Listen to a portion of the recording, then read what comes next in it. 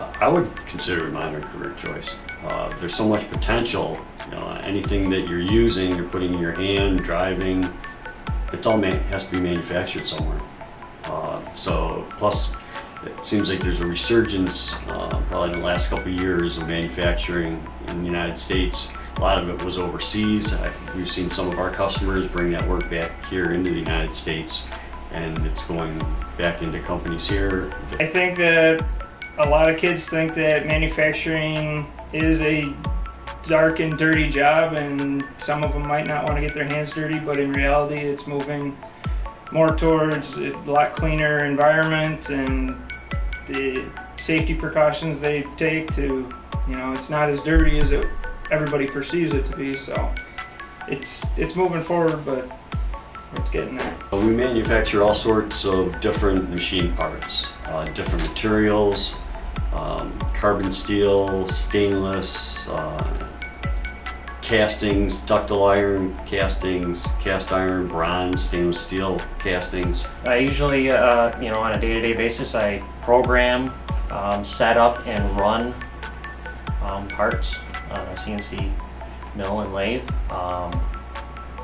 from start to finish. Well, I do run the manual machines, the machine section.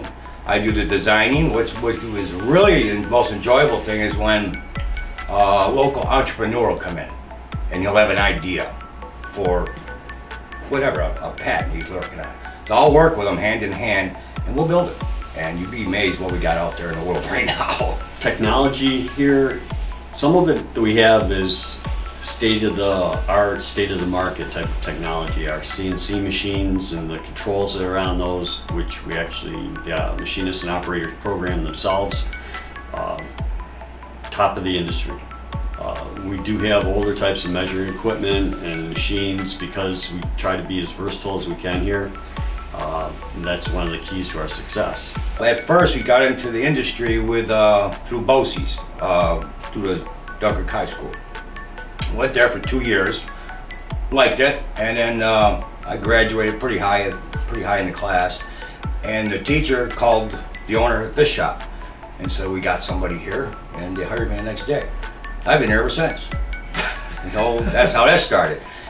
And then I just started out the bottom, swept floors for 2 weeks, which is no problem. You got to know the guys, the machines, feel the place out, and then you start getting intrigued by what everybody's doing, what they're building, how they're doing it.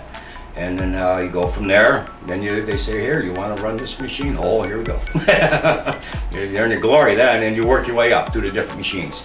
And then all of a sudden, you're designing them after a while, From taking a piece of steel or a piece of aluminum, just a raw piece of stock, and actually building it into something that functions, something that works. You feel like you're contributing to society, you're helping the world go around, even if it's a... And what it is, what it comes down to, the parts you make are only limited by 2 things. The size of your door you're bringing them in, the building, and your imagination. That's it. Bringing youth into, or bringing interest into engineering and manufacturing is a huge asset. Like I said, there's a huge skills gap out there that it's a problem, and it's been a problem for many years, and any program that brings possible solutions to that and interest and drives kids to get involved is a huge asset, and it's needed.